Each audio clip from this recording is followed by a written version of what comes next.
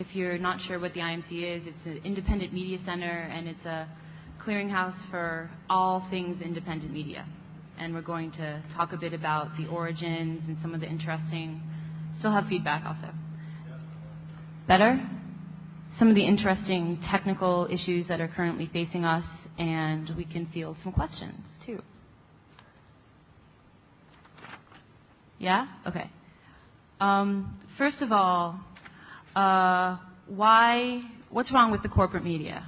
I think that a lot of people here already have some idea of that, but just to give a few examples, the corporate media is bought, owned, and sold by the advertisers who sponsor it, and it is always in the best interest of the advertisers and the shareholders of public corporate media groups to cater to entertain rather than to edify, and to make sure that a story gets complete and in-depth coverage. That's a little bit about that. One good example is Clear Channel Communications, which is a large owner of radio stations and other media holdings across the country and the world, and they always cut costs in order to maximize profits and remove diversity from news and music stations in order to get the best market share. And so there's one example. And alternative media is needed because if it isn't purchased or controlled by advertisers, it allows the individuals who take part in it to express a relatively unsullied view of what actually happens in the world around them, and also to encourage others to do the same.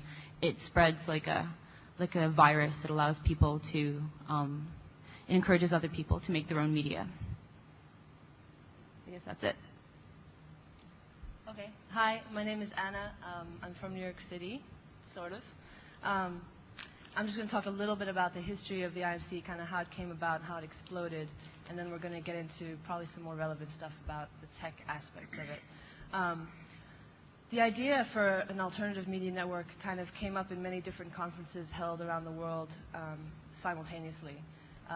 Probably the most well-known is the Encuentro for Humanity and Against Imperialism that was held in Chiapas, Mexico in 1996. And there the Zapatistas called for an independent media network, and there was many people there from all over the world who came to that Encuentro, went back to their respective parts of the world, and other conferences were held, like the New York Free Media Conference here in New York City, and others in Europe that gave birth to projects like Dow Communications, the Direct Action Media Network, the Next 5 Minutes conference, media conference series in Amsterdam, and on and on. Various experiments were made, but the IMC has been probably the most successful model for alternative media, and it started in Seattle with the World Trade Organization protests in November of '99, and the idea was pretty simple. It's just like, we need a newsroom to cover the protests at whatever's happening minute by minute, because the corporate media is not going to do that, or they're going to portray it in the protesters in a really negative light. So they opened up a newsroom, and at first the concept was just a place where alternative media journalists could come and share content. But by chance, this programmer from Australia called Matthew Arneson happened to be in Colorado a couple of weeks before the protests, and offered a code to the people who were organizing the Seattle IMC that allowed anybody to publish directly to the internet in rich media format. So people could directly publish to the newswire texts, photos, video, and audio material. It would show up directly, and there wouldn't be an editorial process to go through. So they tried that. It went up like the night before the protest started, and it was incredibly successful. There were 150 posts per day or that week that just kind of really showed what it was like to be on the streets, and this was the kind of material and content that people really wanted to know what was happening, but the corporate media was just like looping the same window smashing scene over and over and over again, and ignoring the rest of the 70,000 people there, or why they were there. So It was incredibly successful, and with no advertising at all, just word of mouth, it kind of just grew. And pretty soon people were organizing independent media centers for every big event that was happening. Prague against the World Bank and the IMF, DC also against the World Bank and IMF, and just on and on and on. And pretty soon thereafter, I'm trying to keep this like really short, but pretty soon thereafter there was the concept of a permanent IMC. What would that look like? And New York City was, I think, one of the first ones to be a permanent IMC that was not organized around a specific event or protest. And actually 2600 gives us our space for free down on 29th Street. So mad props to them. And yay to 2600. And as more IMCs kind of took shape and started to organize and become rooted in their communities, we also, the network started to be built, and we started to talk to each other and using listservs to communicate, and a whole translation network has been set up. We now have 600 lists internationally in 12 languages with 32,000 subscribers, all coordinating alternative media making from the grassroots level. It's pretty amazing. And we're always working towards how we're going to make communication better, how do we use listservs more efficiently to really create working groups that function well and like accomplish things like distributing donated money to local IMC projects and collaboration on video productions cross continents, just all sorts of projects like that. And local IMCs function in the same way. They are themselves networks. Like New York City, for example, has a lot of different media collectives that kind of participate in it, but then things are produced in the New York City IMC. Like we have a monthly newspaper, which I'm sure some of you have seen floating around.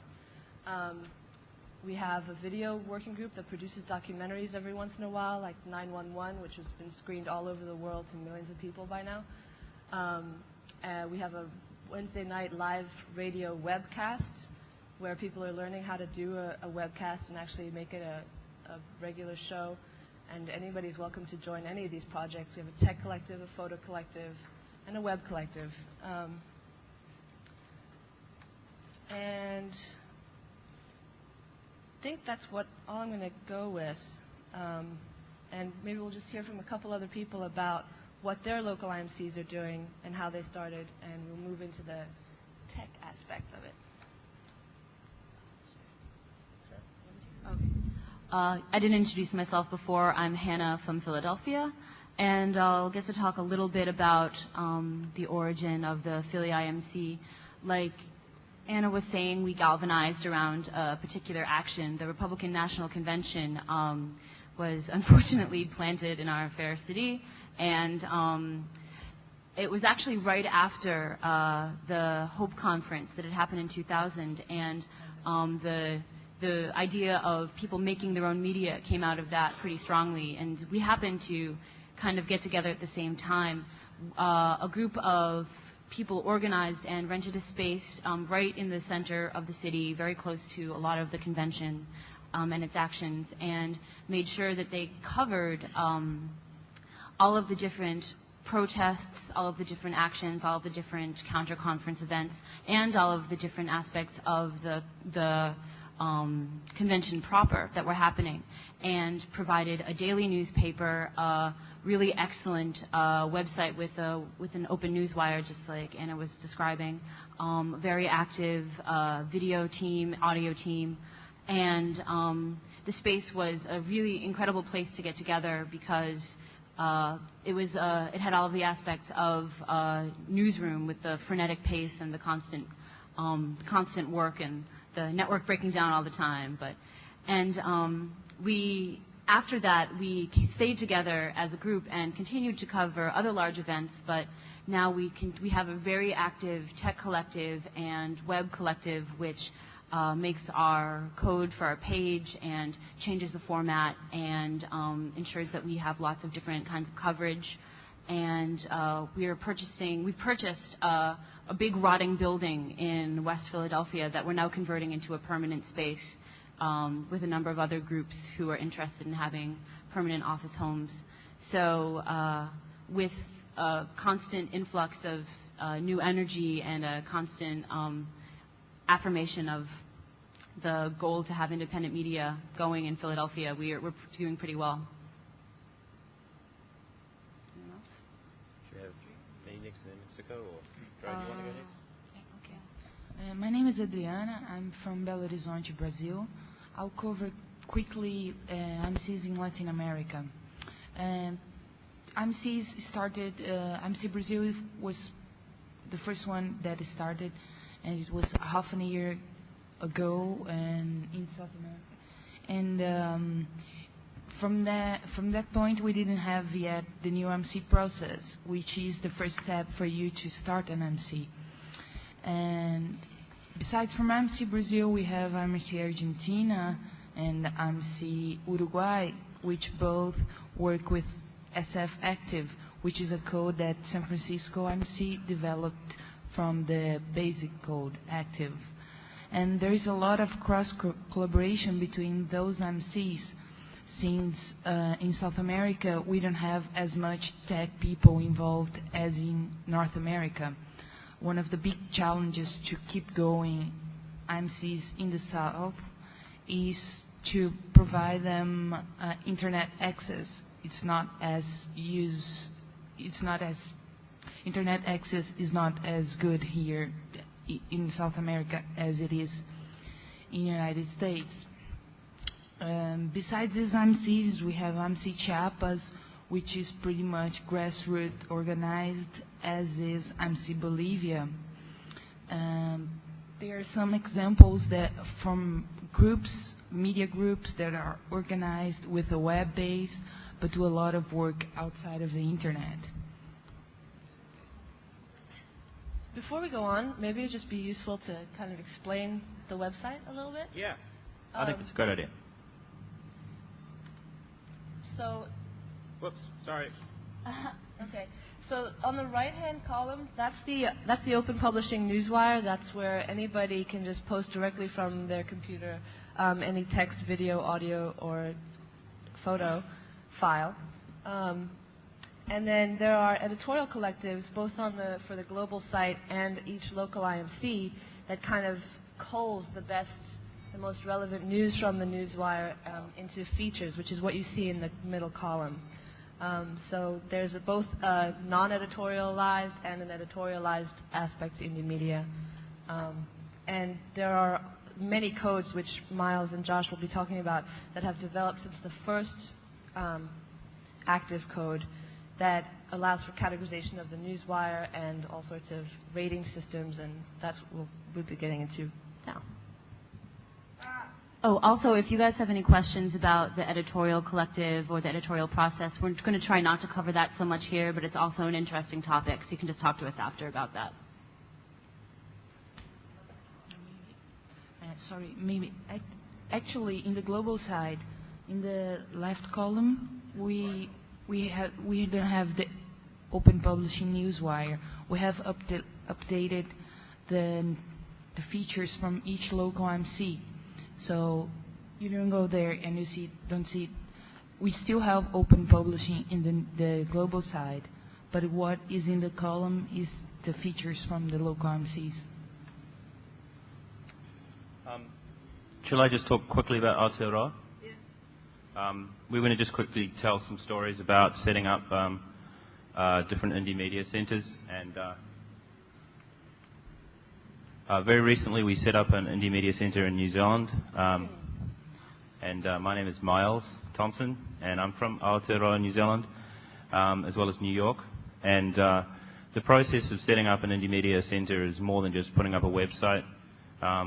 The way that it started was discussion on various lists, and eventually, because we all had to apply to Indie Media Global in order to get our DNS, they told us to go talk to each other, and they suggested we needed to have some sort of organization and to have some real,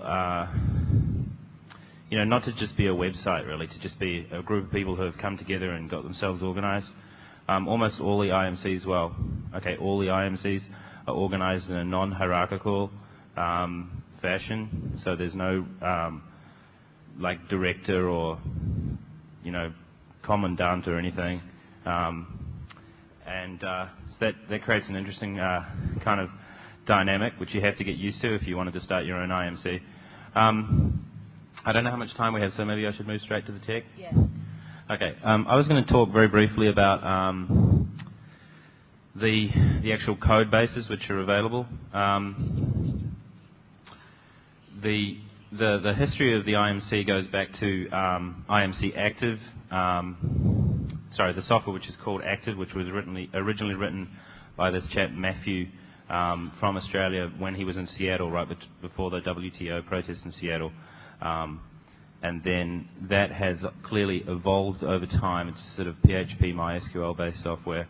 San Francisco has really taken a serious branch off of that and have really tidied it up and set it up in their own way. And what I've got down here, have I got a mouse? I've got a mouse. Around here you can see that the active code base is branching a little bit. So this sort of indicates that the New York City is currently writing a slightly customized version of Active, and Israel, for example, they needed to support. Oh, they wanted to. Oh, actually, it's actually PHP Postgres. So Israel changed it to support MySQL, that sort of thing.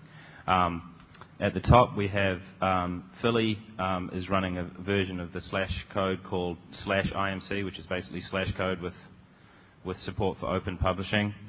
The Germans, in the kind of inimitable German style, went off and wrote everything in Java. And so they've got this rock-solid Java base called Mir, which is being used in the Netherlands and Germany and some other places. Actually quite a lot of places in South America. There was a project a fair while back to write a version of Active which would support XML RPC, with the idea that all of the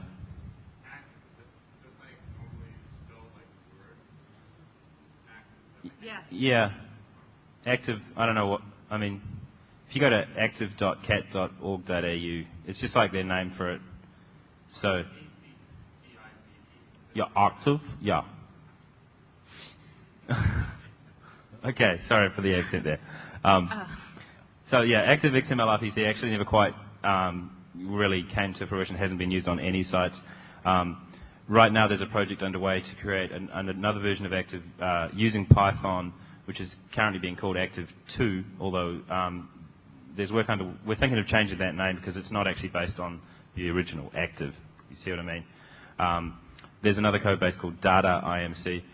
New York actually is just in the process of looking at what code base we really want to run. It is quite good in that you don't have to write everything from scratch. A fair number of the IMCs actually have done exactly that.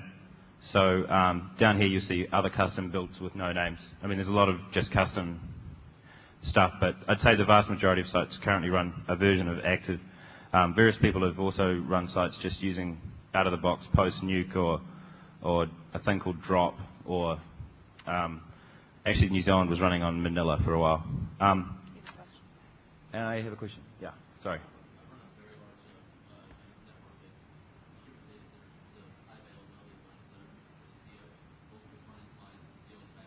Right.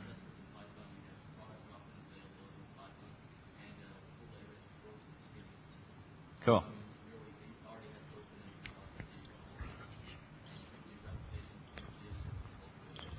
Right. We really have to use the mic, folks, for recording this. Yeah, I'm just going to repeat the question as soon as I work out what it is. Zope is really cool. Yeah, we're well aware of that. And I guess if we wanted to do some stuff in Active 2, we'd probably end up running it with Zio and that sort of stuff, and maybe we can put it on your servers. Okay, they're not yours. That's fine. Yeah, we in terms of our actual server hosting, we have this data center in Seattle, which a lot of people are hosted on. I don't know if, like, for instance, Mexico, but that sort of place, which is actually a little bit overloaded. Plus, obviously, there's upwards of 10 or 20 different servers out there that host more than one IMC, plus various countries have their own IMC server. Okay, was that me? I was just going to, we wanted to get into some of the projects which are upcoming, and I'm just going to talk very quickly about Active 2 and where we're going with that. And I mean, the call out on all of this is definitely, you know, we want people to come help us out. We need tech people, like we really need tech people.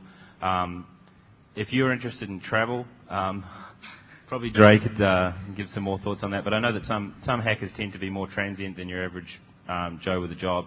So if you're interested in traveling to various exotic locations, I'm sure that a lot of the IMCs would really need your help. Maybe if you get involved in your local IMC and then build up a name, then I'm sure that there'll be like a lot of come crash at our place offers coming from all around the world. Bribe to Dry. I'm sorry. Bribing. Bribe. Oh, bribe. Yeah. Yeah, we'll do anything.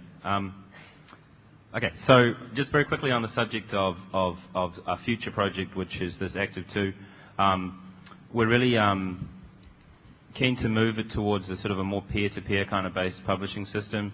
So there'll be news sources and then there'll be websites to display it, and there'll be two different things. And that you won't necessarily have to get your content from a particular site.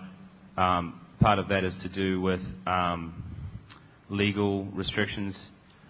We don't like a lot of, we've had various trouble with police and that and stuff coming in, raiding various data centers and taking away our servers and or threatening legal action. So we want to distribute our content around the globe, and so move more to a sort of standard name-based publishing system that you can get a particular story whatever server you connect to. And there's a lot of other neat things we're adding into that.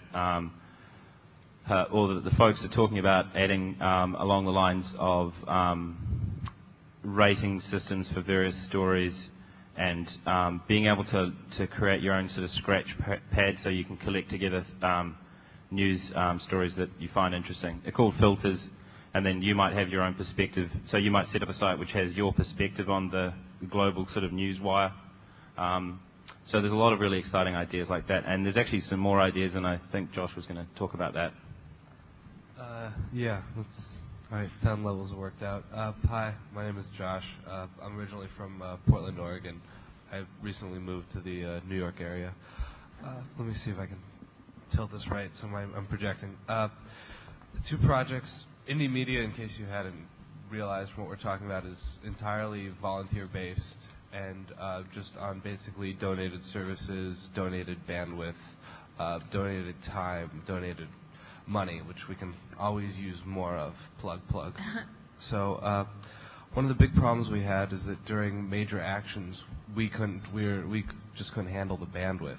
And during Genoa last year, during the July of 2001, we were getting like 50,000, like just 3 million hits a day, and I can't even remember what that was per second, and it was completely shutting us down.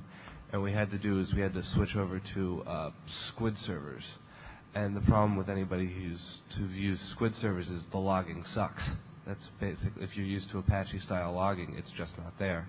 So if anybody's looking for a project or wants to help out, there's a great place for people to plug in. Also, somebody came up with the idea of a project called EdgeNet, which was the idea that you basically could take this little self-contained piece of software, put it on your DSL connection, and say, I want to give this much of my site to, I want to mirror this much of my site with this much of my bandwidth. And that way, using quickly refreshing DNS records, it could just basically start pulling the content and correctly throttling it. So that way, during mass actions, it would just be really, people would just sort of sign up and say, you know, I've got DSL or cable, and you know, I've got 240 up, and nobody's, you know, it's really not being used. That way, if 100 people do this, it can really become a valuable resource.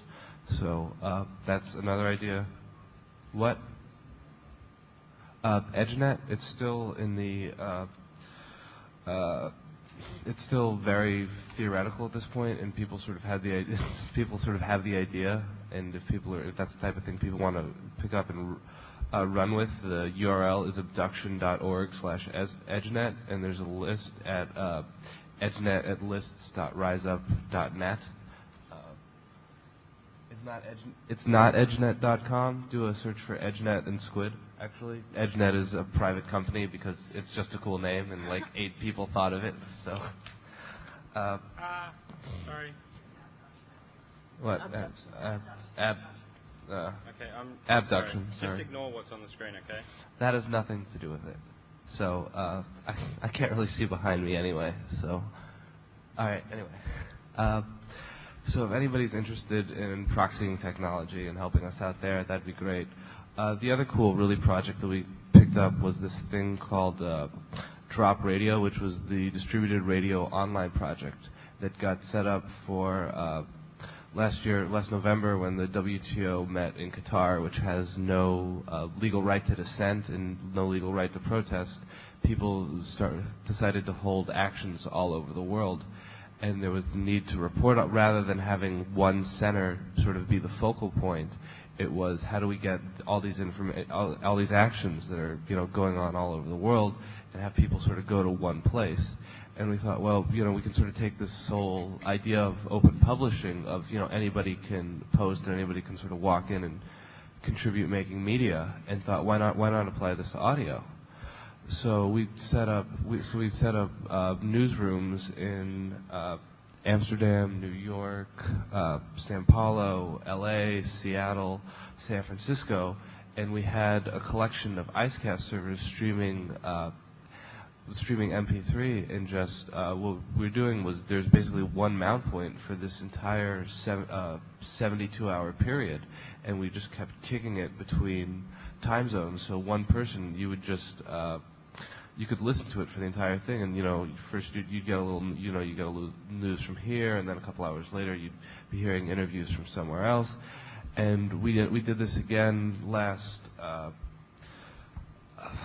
January, and it was even more successful, and had people we had again San Francisco, Vermont, New York, India, Porto Alegre, Brazil, Munich, places in the UK, just these massive ways that people could do collaborative media making that to me are really fun and exciting, and I think are sort of the more cooler projects that indie media has been involved with. Okay, so before we go to questions, I'm just going to quickly go over how you actually get involved and ways to get in touch with us. If you want to start, well, probably the first place you would want to go is to our listserv, because getting in touch with us via listserv is probably the best way. If you go to lists.indiemedia.org, take out the www. By the way, you can also assume you can go to indiemedia.org and then find all the things that you're going to refer to, but I'm just going to kind of explain what's out there a little bit. So list.indiemedia.org, and it's organized by region, by global working group, and by issue. So you can do a search for your local IMC listservs. New York City has about 20 listservs. So if you're interested in doing radio in New York City, then there's a listserv specifically for that. There are also global networking listservs around media making. There's a radio, IMC-radio, IMC-print, IMC-video, IMC-photo, etc. You can collaborate internationally with people doing the same work in your medium. If you're interested in, you can also, there are also web pages for all the mediums. So radio.indiemedia.org. You can kind of see projects that are happening like Drop Radio and get involved that way. Print.indiemedia.org is where you get to see all the print publications that individual IMCs are putting together, and they share content with that newswire. Satellite.indiemedia.org and video.indiemedia.org is where you can find all our documentaries. Satellite has really cool projects like Round Robin, which somebody developed a code that picks up all the video that's published to local IMCs and just streams them one after the other, after the other, after the other. So you get a little snippet of video from Brazil, followed by a little snippet of video from India, or whatever, and it's just... and if you're interested in starting your own IMC, probably the first place to go is newimc.indiemedia.org. And there you will find the closest thing we have to documentation about what we do and how we do it. There's a couple of documents there that are in draft format about our principles of unity, our mission statement, what we kind of do together. And there's also, if you want to like specifically get involved in a project, if you go to volunteer.indiemedia.org, you can fill out a form that kind of it gets routed directly to what you're interested in doing and where you're interested in doing it. A warning, we get a lot of people filling out those forms, but as Josh said, we're entirely volunteer and there's no hierarchical structure, so there's no roles that people are mandated to fill. So sometimes we don't always respond to these emails. There's nobody has a job to like respond to the hundreds of volunteer forms we get. So it's not always the most effective way to get involved. Probably either calling your local IMC or sending an email to your local IMC, and just be persistent. Don't get discouraged if somebody doesn't get back to you right away. Just write back. That's all I got to say about that. Yeah, can I just quickly say filling out this thing on volunteer.indiemedia.org is a great idea, but if you want to go and talk to some folks, get onto the irc.indiemedia.org. Of course, that's just a tiny subset of the people, but there's the IRC type Indie Media folks are on there, and they might help you out. Yeah. irc.indiemedia.org, #tech, the channel #tech is most exciting. Very active. It's fun. There you are. You're live on. Woo! Okay. Are there any questions? Yeah. Is there one URL that will list all these things? I just wrote down a couple. There is no way I'm going to get all this information. It'd be nice to be able to find a web page. Go to www.indiemedia.org. All of That's the all there. local IMC sites are compiled there, as well as links to all the things we just mentioned to you. Just remember Indie Media, and you'll be fine. Go ahead. INDYMEDIA.org. Actually, this is kind of an interesting point about Indie Media. The thing that makes a site an Indie Media site as opposed to another cool site which does news, which we support, there's lots of cool projects out there. The thing that makes it an official Indie Media site is getting listed in this left side panel, and you'll find almost all the sites have the same list of sites, most of which are different places in the world.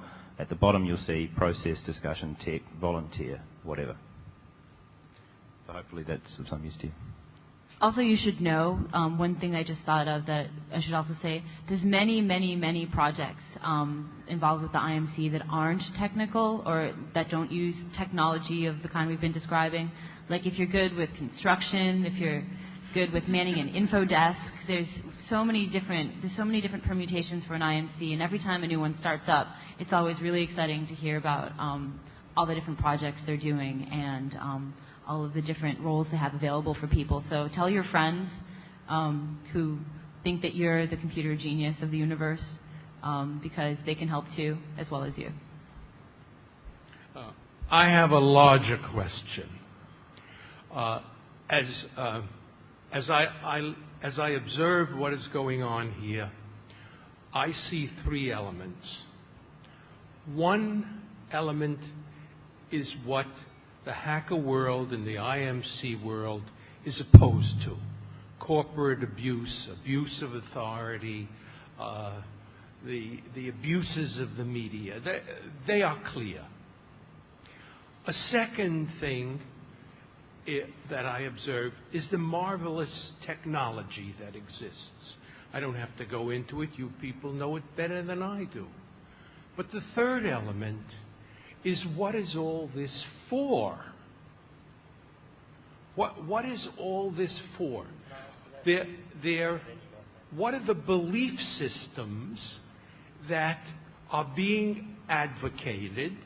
And if these belief systems are of little value, then all this magnificent technology is amusing to the people who engage in it, but what does it contribute to society? That's a very large... Now, I understand I cannot go somewhere and find a book and say, and have your ideology laid out in one book, giving me, so I know what you believe in. With this diversity of people, there's probably ideological chaos. That doesn't disturb me. But what is the nature of that ideological chaos? Thank you. Great Okay, thanks a question. lot, yeah. I'm just going to take a quick pot at this one. The first thing is, you say, basically, what is indie media for? And I'll give you my personal answer, but of course, like you say, everyone has their own answer. For me, I see that the body of our democracies and our civilization has all these systems built so that we have democratic elections, supposedly, and we have checks and we have balances and we have people appointed into various positions and blah, blah, blah. And it's almost like a living organism. And part of that system is that the news as to what's actually happening has to get out to the people, because then they can hold various other people accountable. And we live in a situation right now where the corporate interests have essentially put a big clamp onto some of the main veins of our culture, and it's killing the body. So it's just a part of the system, but you need to have a news which is free, which is open, which is not afraid. And you know, at the moment, indie media acts mostly like an antidote to the rest of the media. But that's kind of my underlying vision as to why it's so important. But I'm just one person. Can I say one thing quickly too? I guess the best aspect of indie media that you can look at to sort of address that question is the open editorial process and our open newswire, and also many of our print and radio projects also ensure that there is an open editorial process. People with very dissenting viewpoints often use the independent media platforms to express their views, and often we'll see a number of stories on a newswire that individuals might personally disagree with, even really vehemently. But it's intrinsic to the spirit of indie media that those viewpoints have a venue for expression. People who might not have a particularly clear or eloquent way of speaking, people who might live in a kind of community or live in, might be oppressed because of their race or their age or their economic status. We want to, the ideological purpose of indie media, as I see it, is to enfranchise people who do not have the opportunity to speak. And the corporate media's ideology is to only, is to create a monoculture of media where the major organizations which provide us with information do their best to please economic standards rather than to communicate free information. This is a very difficult question which we always are wrestling with, and it's good that you brought it up. Another quick response from Dri, and if anybody has another question, just come to the mic. I think it was a really interesting question because indie media has lots of meanings depending on where you're from. I think another core question, core issue about indie media is allowing people to tell their own stories in their own way. You get the media nowadays and you have a model of how you're supposed to write stories. And in indie media, you have open publishing. You write your own story in your own way. You don't have someone censoring you or telling you that's the right way and that's not the right way.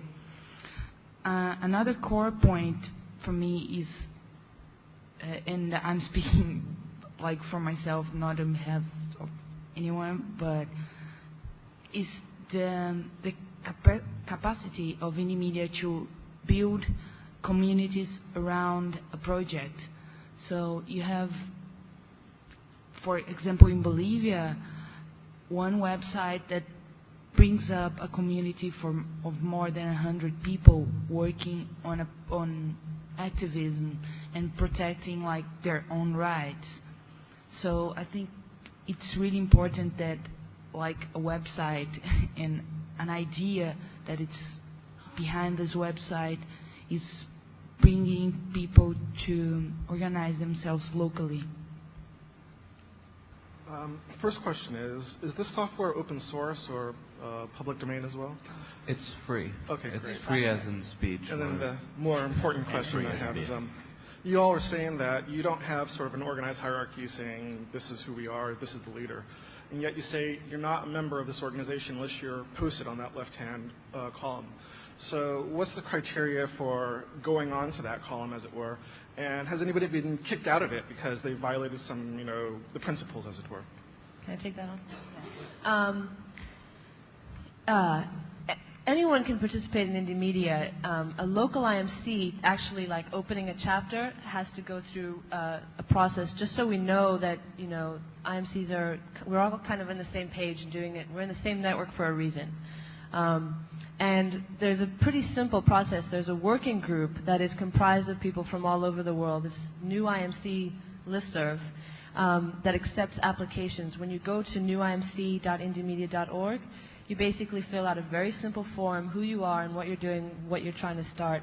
When somebody gets back to you and sends you a Principles of Unity document and a couple other documents just to kind of get you familiar with the network and how to participate.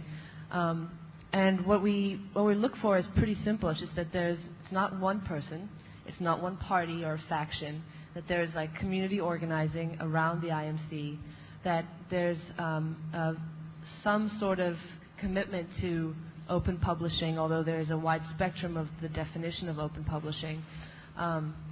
Basic things like that. So once you've had a meeting with your local IMC people and generally in spirit agree to the principles of unity, you get a web page and you get all the tech support from the Global Tech Collective. But you can also, just as individuals, get involved with local projects or global projects. That's like, there's no real process to that other than just like taking initiative and stepping up.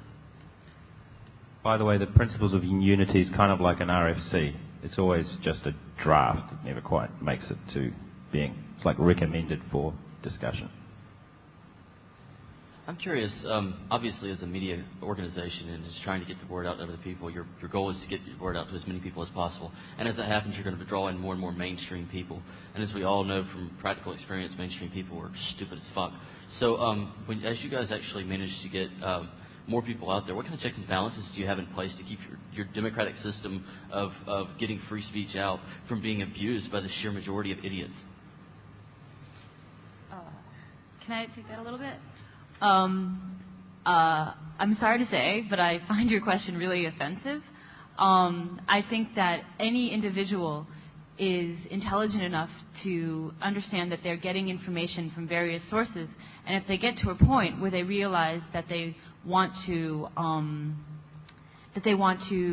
make their own media and tell their own story, we don't discriminate between that. The open source or the open newswire is specifically for that. And if someone wants to join an organizing board for an independent media center, if they want to join a working group, a local one, then they're part of a consensus model where the entire structure is where people discuss things, where ideas are shared freely, and through compromise and understanding, people come to a decision. So if someone comes to an indie media meeting and is green and is like, but Ted Koppel told me this, aren't we going to say this? Wait a minute. Then that person's view can be expressed and that person can publish a story, and it just depends on what the consensus model, what the consensus group decides. Can I take a side to that? A totally different perspective, which is there are people that are deliberately abusing the open newswire, and like there's a dude who goes by the moniker Smash the Left, who'll upload pornography and hate speech, and we do remove those from the open publishing newswire as soon as we find them. We're not a hell of a comfortable with removing those by our own fiat, but we kind of have to given our current situation. Some of the newer code bases are moving towards a situation where the people who are reading the site can log in, and if enough people vote a particular post down, then it doesn't appear. Oh, and by the way, when we remove a post, it's still visible, it's just in a different place.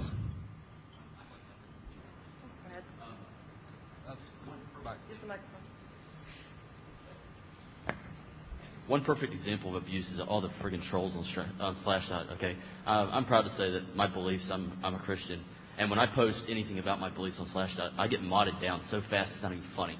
And I mean, come on, that's voting. That's democracy, that's what it is. But, you know, that happens to people, and it's going to happen. And so what are you going to do to keep that from happening? Meta-moderate? I mean, that sucks. So, I mean... Well, I mean, I think the thing is that with the newer view is that everyone will have their own kind of view on, like, so a Christian group may set up their own filters and choose to filter the Christian posts up, and another group may choose to filter them down. So I think the idea is that everyone gets to publish and everyone can see it. The reality is that currently the newswire is just purely time-based. So if you post something, it'll be there just as long as everyone else's until someone else posts something and forces your one off. Somebody done with that? Hi, I'm Bonnie. I worked for over a year on indie medias, mostly in New York City. I had to take a little break, lost my job where I did most of my IMC work from. Don't think there was a connection. And I kind of wanted to address the ideology question, because I think there is a little bit more of an answer to that. And basically, the ideology is something that most people at this conference would be very comfortable with, the idea of decentralization, openness, transparency. And that does naturally lead to a sort of anarchy. And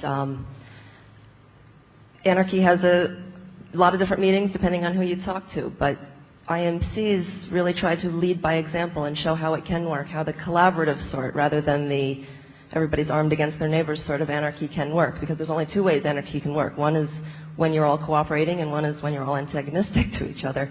And we try to lead by example on how the positive model of anarchy can work. And often it does lean toward the left, and especially in the beginning, IMCs were accused of protest chasing. But I don't necessarily see that as a big negative, because the protests are where the people are getting together to express their views, something that's not being heard, and we are covering that. We are getting those voices out, giving them more distribution. And even when it's not an actual protest, a lot of the news is driven by issue groups, interest groups, groups of people trying to make a difference in their community, and we're giving them a voice.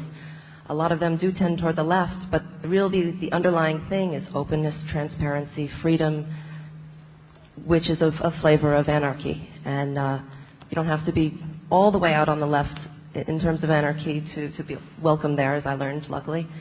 But you know, the mainstream idiots, as you were referring to, the kind of people that are tolerated less are the statists or the people posting hate speech, things like that.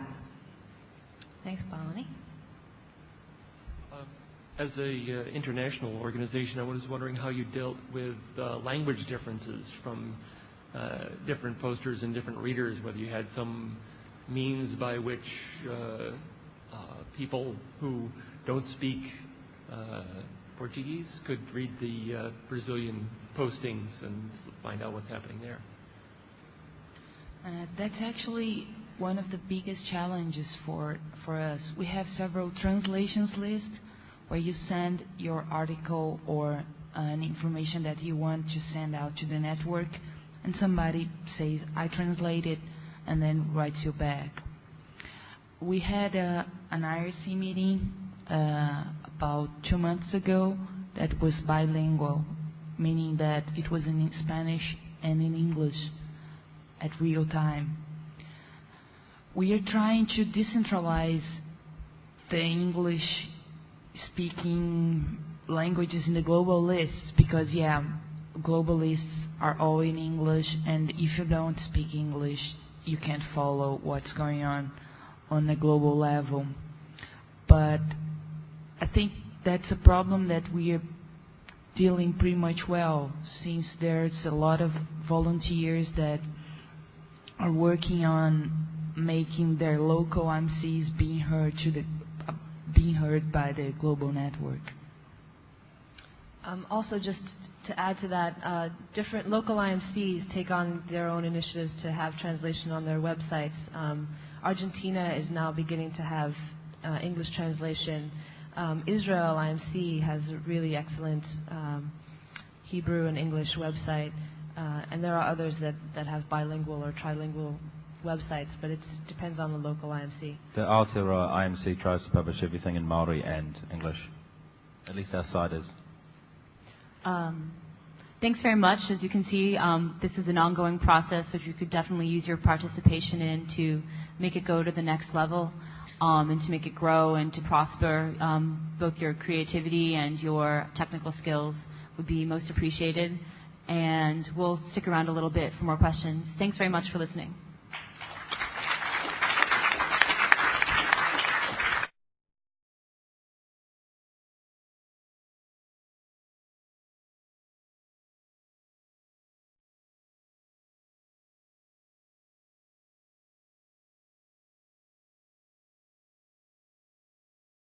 If you're not sure what the IMC is, it's an independent media center, and it's a clearinghouse for all things independent media. And we're going to talk a bit about the origins and some of the interesting, still have feedback also. Better?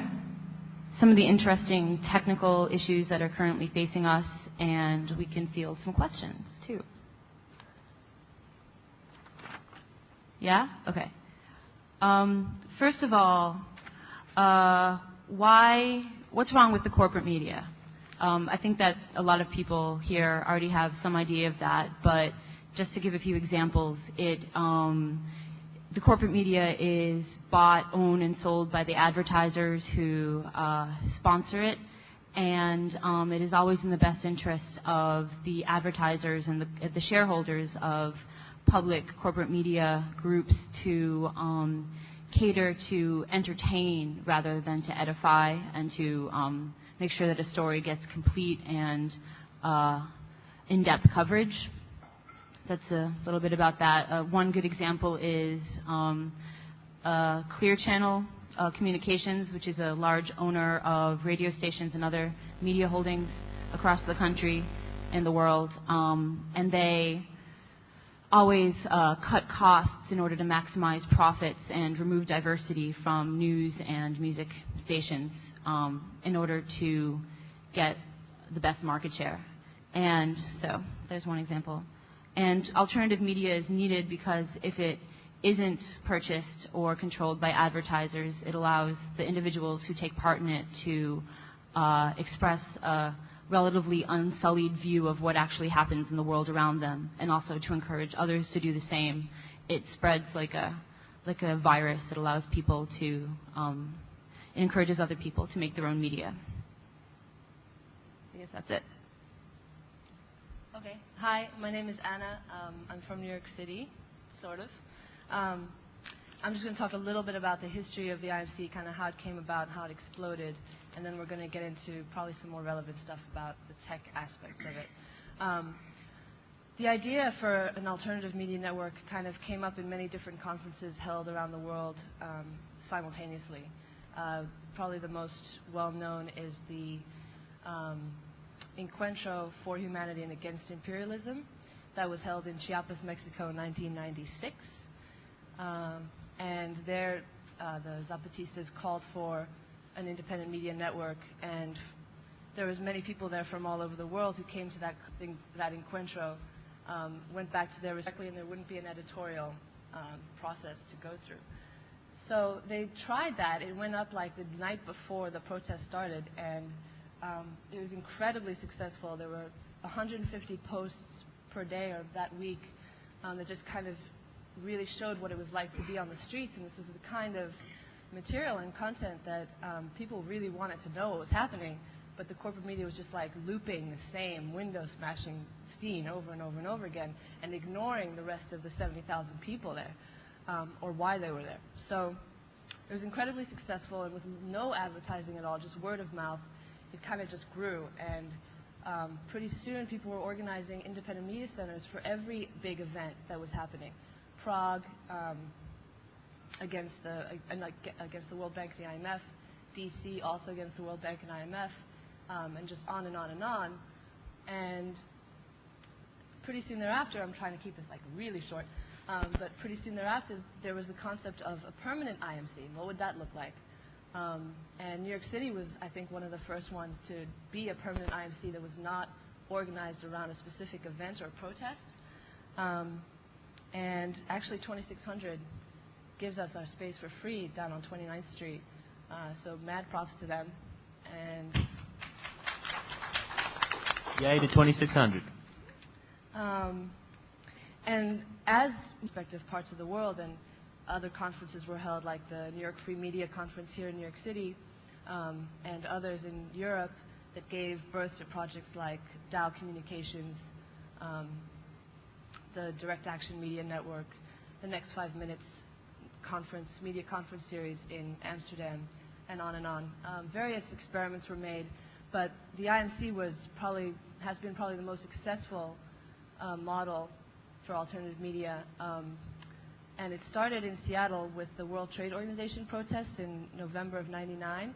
And the idea was pretty simple. It's just like, we need a newsroom to cover the protests at whatever's happening minute by minute, because the corporate media is not going to do that, or they're going to portray it in the protesters in a really negative light. So they opened up a newsroom, and at first the concept was just a place where alternative media journalists could come and share content. But by chance, this programmer from Australia called Matthew Arneson happened to be in Colorado a couple of weeks before the protests and offered a code to the people who were organizing the Seattle IMC that allowed anybody to publish directly to the internet in rich media formats. So people could directly publish to the newswire text, photos, video, and audio material. It would show up directly. More IMCs kind of took shape and started to organize and become rooted in their communities. We also, the network started to be built, and we started to talk to each other and using listservs to communicate, and a whole translation network has been set up. We now have 600 lists internationally in 12 languages with 32,000 subscribers, all coordinating alternative media making from the grassroots level. It's pretty amazing. And we're always working towards how we're going to make communication better, how do we use listservs more efficiently to really create working groups that function well and like accomplish things like distributing donated money to local IMC projects and collaboration on video productions cross continents, just all sorts of projects like that. And local IMCs function in the same way. They are themselves networks. Like New York City, for example, has a lot of different media collectives that kind of participate in it, but then things are produced in the New York City IMC. Like we have a monthly newspaper, which I'm sure some of you have seen floating around. We have a video working group that produces documentaries every once in a while, like 911, which has been screened all over the world to millions of people by now. We have a Wednesday night live radio webcast where people are learning how to do a webcast and actually make it a regular show.